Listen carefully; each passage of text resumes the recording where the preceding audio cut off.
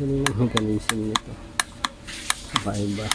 Yan po, may susubukan ako repair sa electric kettle. Model niya EK176. So, subukan natin yung problema. String ko muna.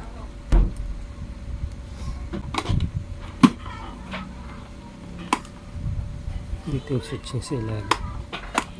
Dito bukasan lang. Ayan. So wala. Checkin natin. May-test kung stand kung meron. Okay meron. So meron din ito. So ayos itong patungan. So nandito sa loob. So buksan natin. Yung bukasan niya mukhang itong tatlong screw.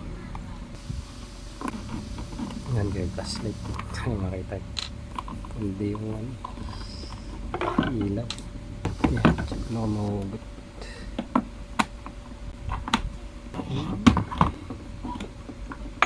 So yan. Tandaan mo mamaya. Itong mga ano niya. May pattern din. Una ko silipin yung thermostat na to. Itong switch. Yung nagpa-function siya. Kinalaman natin ito.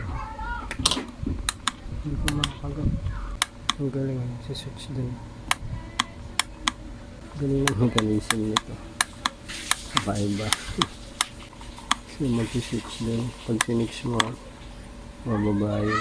Para kumekta dito. Saan pa na-connect? May piece na ito dito. Thermal. Yung ilaw, ilaw.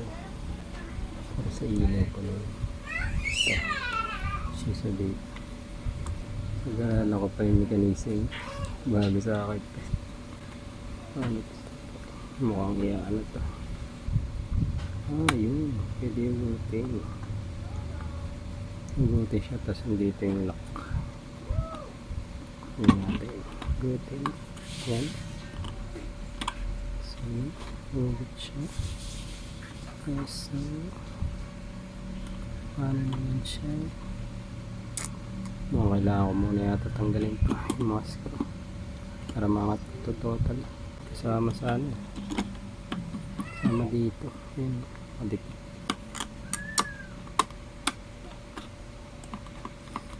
So tanggalin ko yung mga screw. Kailangan ko rin pala iangat ito para ma-access ko yun. Mukhang thermostat lang ito. Pero yung switch lang dito.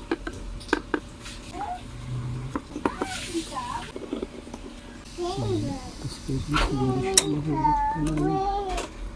Ang galing. Meron siyang ano. Dito yung pinaka ano. Dito pupunta yata yung init. Wow. Magano yung init doon. Papasok yung init dito. Tapos punta dito. Galing dyan. Sa butas. So check upin natin ito. Ito parang nandito yung problema. Hindi ko na lang ito galawin. Ito lang yung ano, pinaka-switch yan. Nababa lang ito. So possible ito madun. Contact point din. So linisin natin. Sa ito. Meron mo malinis itong parte nito. Yung silipin lang natin para masilip yung tanggalin ko ito screw.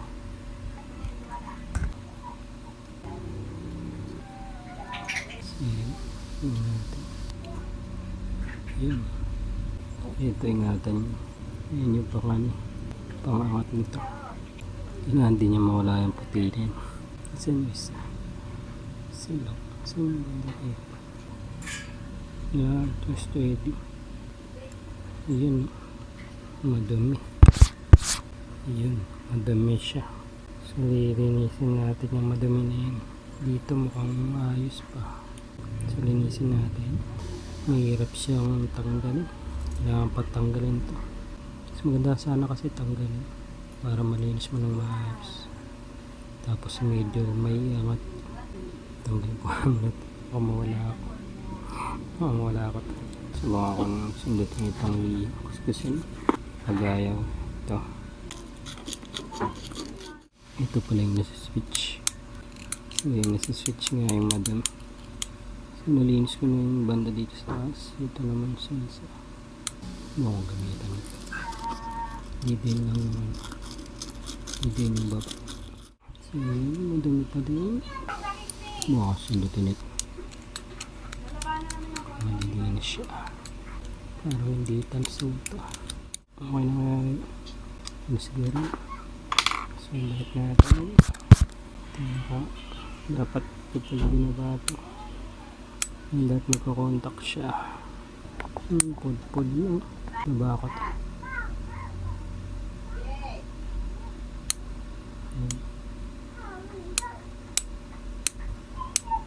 Ito lakot ako ito. Siguro try natin. Testar natin. Dapat ito magkakontak siya. Wala. Pag binaba natin, dapat magkakontak. Yun. So, okay na ito. So, balik natin ito. Tapos ito.